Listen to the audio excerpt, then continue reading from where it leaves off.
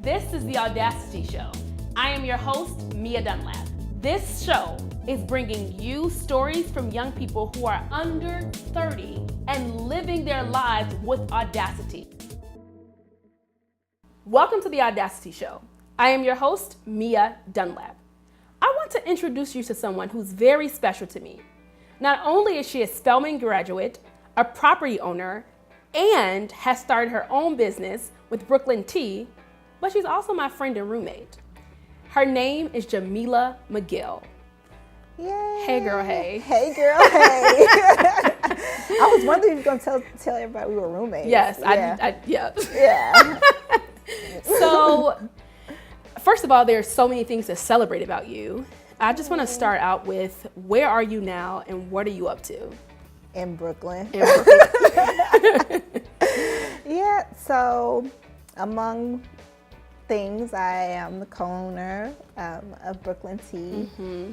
So we started our soft opening of our storefront today in Bed-Stuy. Yeah, That's so exciting. We could clap snap.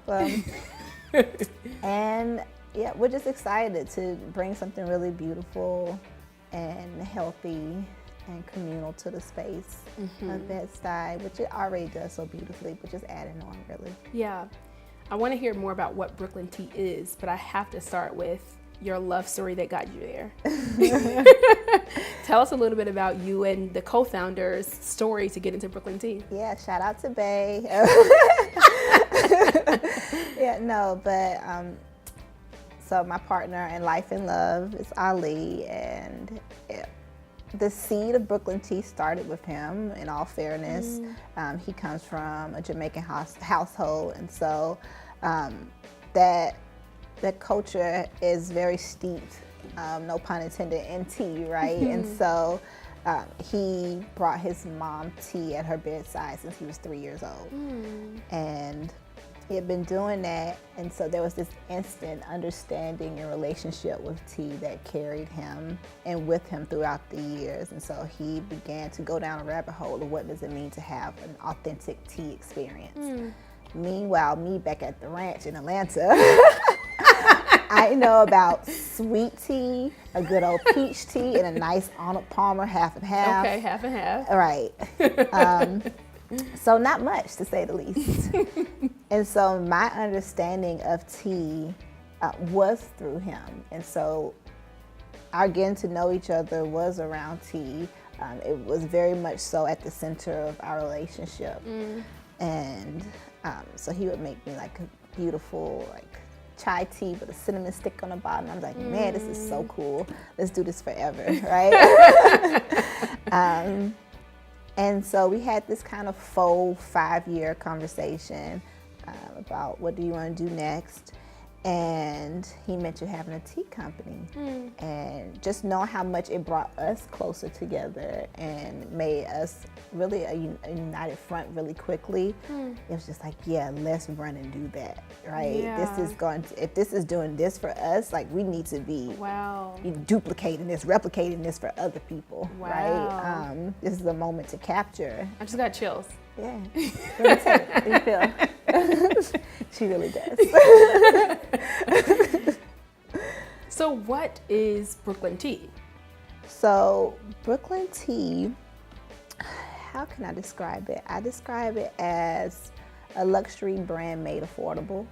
I describe it as being industrial chic. You know, this face is like giving me life right now. But industrial chic. And it's one of those things where we put so much effort into its visual appeal and its taste being delicious that we hope we kind of trick some people into the health benefits of it all too. So if you're looking for that, yay, right? But if you aren't, you're gonna get it anyway. What are some of the health benefits? So there's tons of research out there about tea, right? High in antioxidants, and different teas will bring you different benefits and different levels of that, right? So again, high antioxidants, there's vitamin C, there's healthier skincare, it helps with bad breath, Yeah. whitens teeth, which I think is interesting because you think about tea, you think Yeah. it stains teeth, your teeth. Some do, right? But Yeah. there actually are some that do the opposite of Yeah. that. And so it's all these things. It's tea for breast milk, right? And to increase that, there's tea to help with anti-anxiety, for sleep, Wow. right? That's powerful that you Yeah. take your love story, you create a brand. Take your love story, you create a brand, you create a company that you're gifting to the world. And today you had your soft launch. Yeah, it's pretty cool. That's amazing. Yeah, and to see people come in, right? Everyone's so engaged, right? They want to hear about the space, right? We put a lot of love and detail and attention into what it means to really enjoy a cup of tea. So when did you know you were an entrepreneur? Because that's not the only thing you're doing. You have Brooklyn Tea, but you also are a property owner, let's say in Atlanta. Yeah, so I always knew that I wanted to own property, and that's largely like my aunt, and she passed 3 years ago. Yeah. But she was a realtor, and she always pushed the importance of being a property owner. And she talked to us like we were grown folks at 8 years old. Like, the way you make it in America is to own land, right? And that's how you can have your spaces, by physically having space. Yeah. What key gems do you want to leave with folks to say, here's how you do some of the things that I'm doing? You have to understand where you are in trying to chase a business, right? I'm going to speak just about business. Okay. And where are you financially? Are you in a place where you can afford simple luxuries, right? So you see me like today, my nails are not done, right? Because that $40 went into buying some teacups. Yeah. Right? Yeah. These jeans, I don't know how long I had these jeans, right? But like I at this time cannot afford to buy the latest and greatest and still open a shop. Yeah. Right? If you can, by all means, like, do that, Yeah. right? But if you can't, you have to, at some point, be honest about where you want to prioritize. Yeah.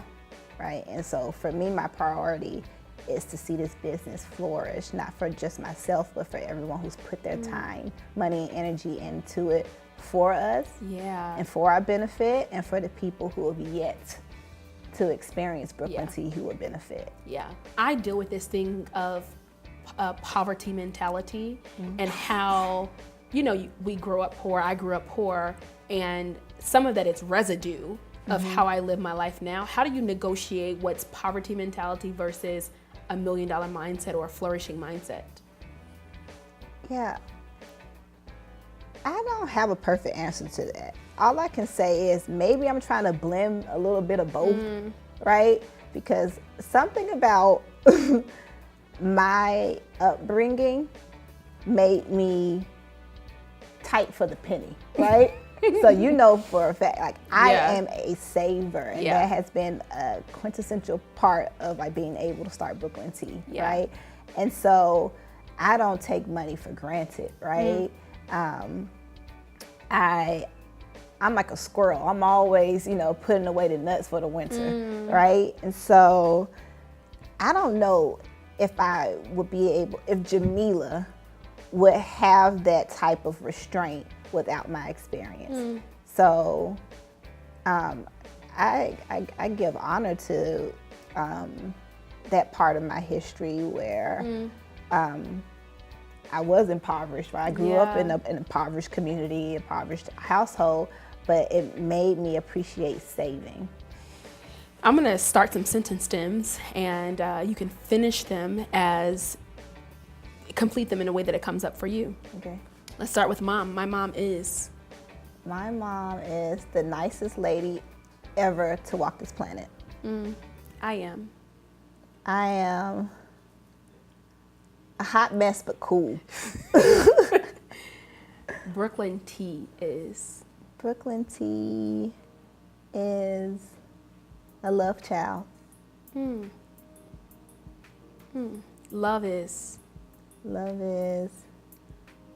complicated, but worth it. what's possible for me now is Early retirement. I have the audacity to be risky when it doesn't quite make sense. I am so grateful that you're here. I feel like I got chills and laughed a lot and connected with you. I'm really grateful for you and your investment in the Audacity Show. Me too. You've just heard from Jamila McGill. She's my friend. She's also the co-owner of Brooklyn Tea, and she's telling you how to save. Be intentional. Tune in next week to hear from our next guest. I am your host, Mia Dunlap. This is the Audacity Show.